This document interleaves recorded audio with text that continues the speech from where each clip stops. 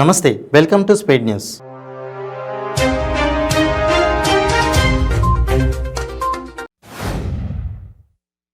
కేసీఆర్ జనరంజక పాలన, బాల్కొండ నియోజకవర్గంలో జరుగుతున్న అభివృద్ధికి ఆకర్షితులై బీజేపీ, కాంగ్రెస్ల నుంచి సుమారు 100 మంది రాష్ట్ర రోడ్లు, భవనాల శాఖ మంత్రి వేముల ప్రశాంత్ రెడ్డి సమక్షంలో బీఆర్ఎస్ పార్టీలో చేరారు.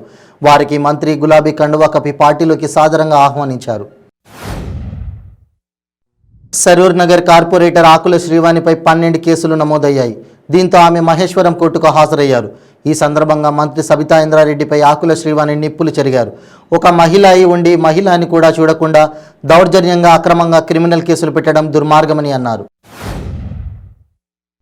ప్రధాన పర్యాటక కేంద్రమైన భువనగిరి కోట, యాదాద్రి లక్ష్మీ నరసింహస్వామి వారి ఆలయ గోపురాలు ప్రకృతి అందాలతో కనువిందు చేస్తున్నాయి. కొండపై నుండి అందమైన జలపాతాలు జాలువారుతుండడంతో ప్రకృతి ప్రేమికులు మంత్రముగ్ధులవుతున్నారు. సంగారెడ్డి జిల్లా జహీరాబాద్ పట్టణం జలదిగ్బంధంలో చిక్కుకుంది. వసంత విహార్ కాలనీని వరద నీరు పోటెత్తింది. బయటికి వచ్చిన వారు ఇంటికి వెళ్ళలేక, ఇంట్లో ఉన్నవారు బయటికి ఇరుపోలేని పరిస్థితి నెలకొంది. గత 3 రోజులుగా వసంత విహార్ కాలనీ ప్రజలు తీవ్ర అవస్థలు ఎదుర్కొంటున్నారు. కొండపై నుంచి జాలువారే వరద ప్రవాహం చూపరులను ఆకట్టుకుంటోంది. ప్రకృతి సోయగాల మధ్య ఆకాశం నుండి భూమిని తాకుతున్న జలపాతాన్ని చూసేందుకు పర్యాటకులు తరలివస్తున్నారు. ఈ జలపాతం ఉన్నది మరెక్కడో కాదు, వికారాబాద్ జిల్లా అనంతగిరి కొండల్లో. కొండలపై నుండి ప్రవహిస్తున్న వరద నీరు జలపాతాన్ని తలపిస్తోంది. 18 ఏళ్ల నుండి దారిద్ర్య రేఖకు దిగువన ఉన్న మహిళలకు నెల నగదు సాయాన్ని అందించే టీడీపీ మినీ మేనిఫెస్టోలో మహాశక్తి పథకంపై మాజీ మంత్రి లక్ష్మీనారాయణ అవగాహన కల్పించారు. పల్నాడు జిల్లా సత్తెనపల్లి మండల కేంద్రంలోని రఘునామనగర్లో ఇంటింటికి మహాశక్తి ప్రచార కార్యక్రమాన్ని నిర్వహించారు.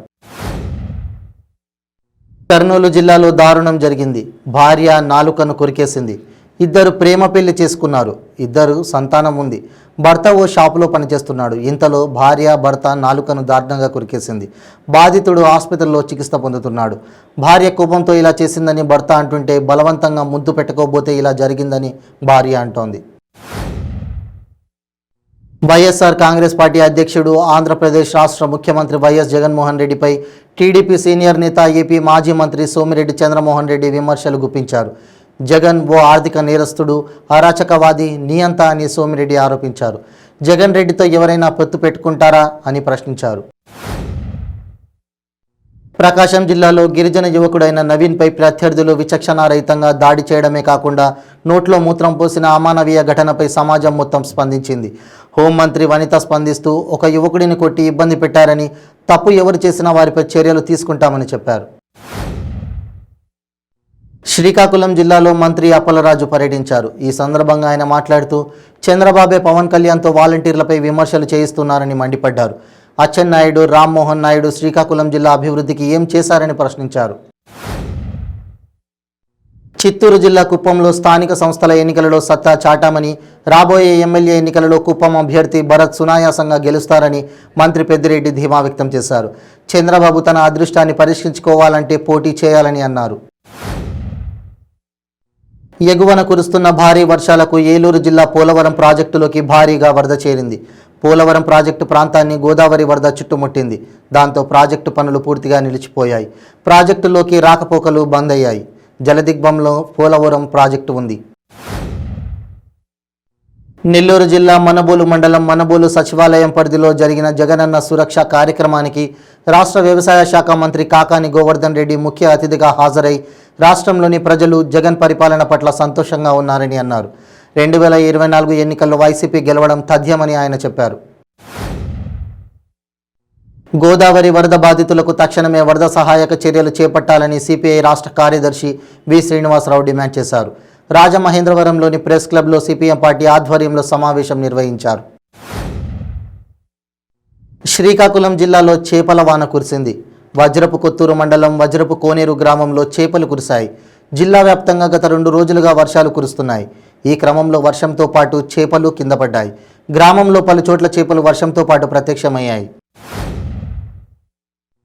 అన్నమయ్య జిల్లా మదనపల్లె మున్సిపాలిటీ కౌన్సిల్ హాల్లో చైర్పర్సన్ వరపన మనుజ అధ్యక్షతన సాధారణ సమావేశం జరిగింది.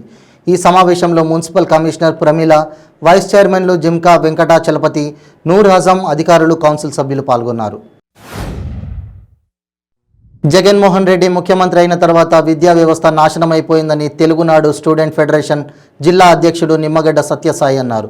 ఆయన టీడీపీ నాయకులు వెనిగండ్ల రాము కార్యాలయంలో మీడియాతో మాట్లాడుతూ 3, 4, 5 తరగతుల పాఠశాలను వేరు చేసే పాఠశాలలకు విలీనం చేయడంతో ఎస్సీ, ఎస్టీ, బీసీ, మైనారిటీ విద్యార్థులకు చదువు దూరమైపోయిందని అన్నారు.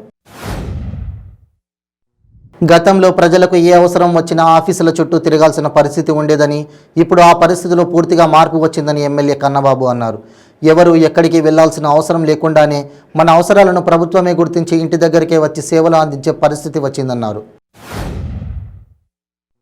ఆక్వా రైతులు ఎదుర్కొంటున్న సమస్యలను ప్రభుత్వం దృష్టికి తీసుకువెళ్లి సమస్యల పరిష్కారానికి ఏపీ ఫెడరేషన్ ఆధ్వర్యంలో జై భారత్ ఆక్వా రైతు సంఘం కృషి చేస్తుందని సంఘ అధ్యక్షుడు గొట్టిముక్కల గాంధీ భగవాన్ రాజ్ తెలిపారు. నలసాపురం, ఆచంట, పాలకులలో నూతన సంఘ కార్యాలయాలను ప్రారంభించి మాట్లాడారు. అంతర్జాతీయ రైఫిల్ షూటింగ్లో సత్తా చాటిన ఉమామహేష్కు ఘన స్వాగతం లభించింది. విజయవాడకు చేరుకున్న ఉమామహేష్కు అభిమానులు ఘనంగా స్వాగతం పలికి అభినందనలు తెలియజేశారు. విజయనగరం జిల్లా బొబ్బిలి పట్టణంలో 3 రోజుల కిందట జరిగిన చైన్ స్నాచింగ్ కేసును పోలీసులు ఛేదించారు. నిఘా పెట్టి నిందితుడిని అరెస్టు చేసినట్లు డీఎస్పీ శ్రీధర్ తెలిపారు.